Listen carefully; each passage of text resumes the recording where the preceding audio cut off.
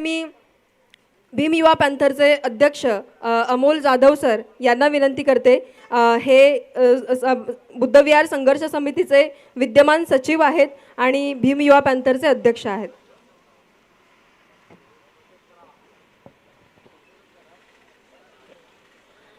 धन्यवाद.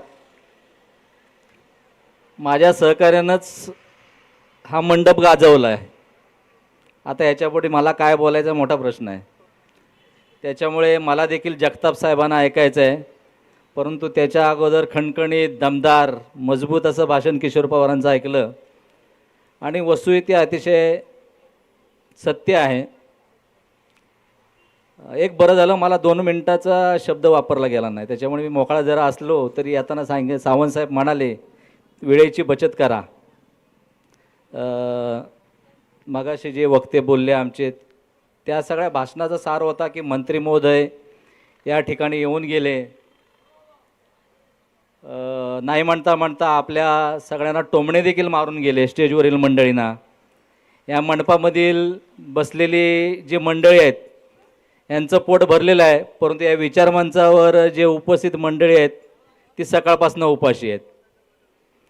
ते यासाठीच की आपणा सर्वांना या जयंतीच्या निमित्तानं काहीतरी द्यावं आणि इथून जाताना बाबासाहेबांचे विचार आपणा सगळ्यांच्या मनामध्ये रुजलेले आहेतच, परंतु ह्या जिल्हा पातळीवर तालुका पातळीवर ज्या ज्या घडामोडी घडतात त्या या अशा निमित्तानं आपणासमोर मांडल्या जातात आणि जे आपण घेऊन जातो त्याच्यासोबतच आपण आपल्या वाडीतील मंडळींना देखील याची कल्पना द्यावी की मी जयंतीच्या ठिकाणी येऊन काय केलं की नुसतं बाबासाहेबांना अभिवादन केलं, हार घातला, रॅलीमध्ये गेलो, DJ वाजवला, नाचलो, नवीन एक गाणं आलं आहे नाच नाच नाच रे पण वर्षभर बाबासाहेब वाचले. तसंच बाबासाहेब वाचले पाहिजेत. बाबासाहेबांबद्दल त्यांच्या चळवळीबद्दल जगताप साहेब आता थोड्याच वेळात आपणासमोर मांडतीलच.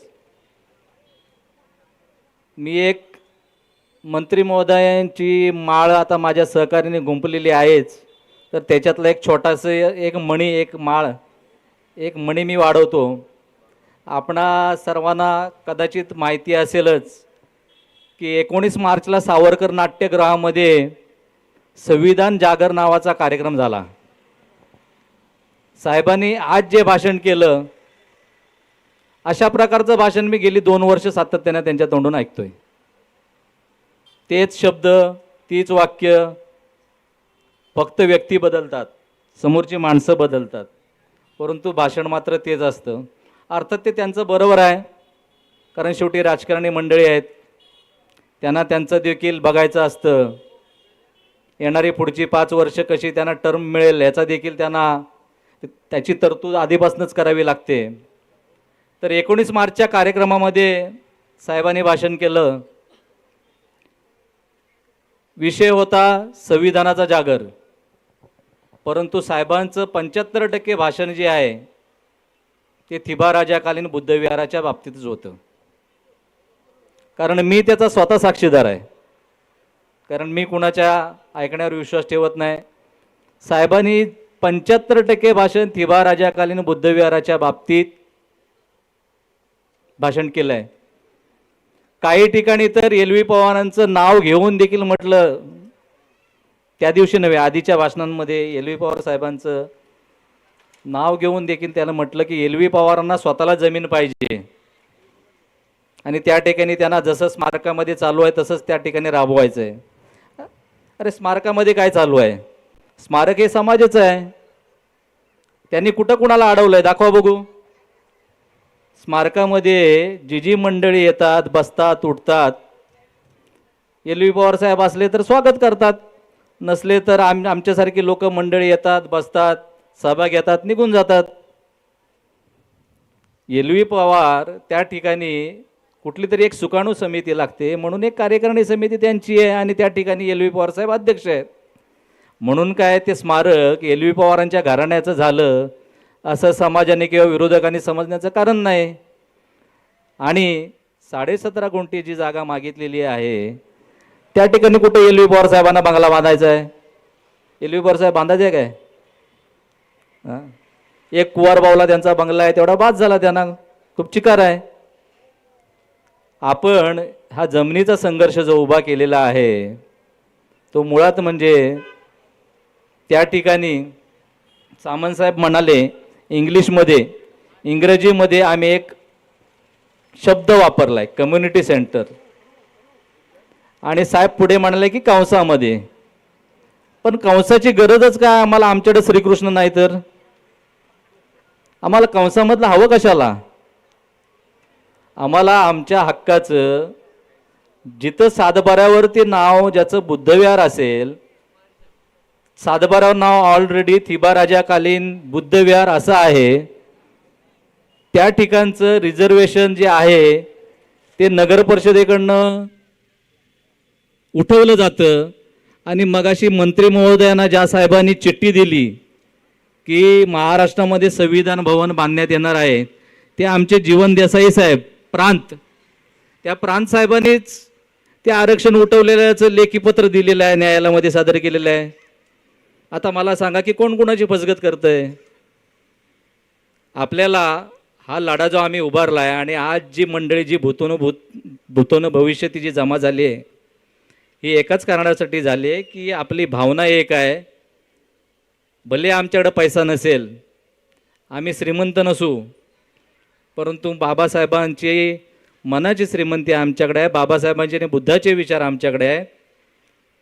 बुद्धाचा संयम जरी आम्ही पाळला तरी बाबासाहेबांनीच महार बटालियन निर्माण केली होती संघर्ष करण्यासाठी, हे देखील विसरू नका. मंत्री महोदय आता म्हणाले की एल व्ही पवार साहेब आपण बसूया. आता कुठे बसूया बोललो, कारण तुम्ही दुसऱ्या ठिकाणी तर बसत नाही, तर निश्चितच मिटिंगला बसूया असे ते बोलले असणार. तर मिटिंगला बसूया म्हटलेत, निश्चितच आपण त्यांच्याकडून जर आपल्याला निमंत्रण आलं तर आपण त्यांच्यासोबत चर्चेला बसूया. चर्चेला बसून एक सन्मानजनक तोडगा पाडूया. आम्हाला देखील संघर्ष करायची काय गरज आहे?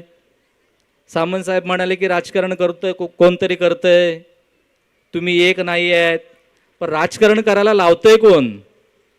मोर्चा आम्ही काढला, कशासाठी काढला? की थिबा राजाकालीन बुद्ध विहाराची जमीन वाचवा, त्या ठिकाणचं विहार वाचवा.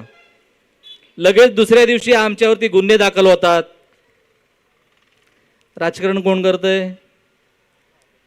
आम्ही विहाराच्या समर्थनार्थ मोर्चा काढला तर लगेच आमच्यावरती गुन्हे दाखल होतात, आमच्यावरती चॅप्टर केसेस पडतात.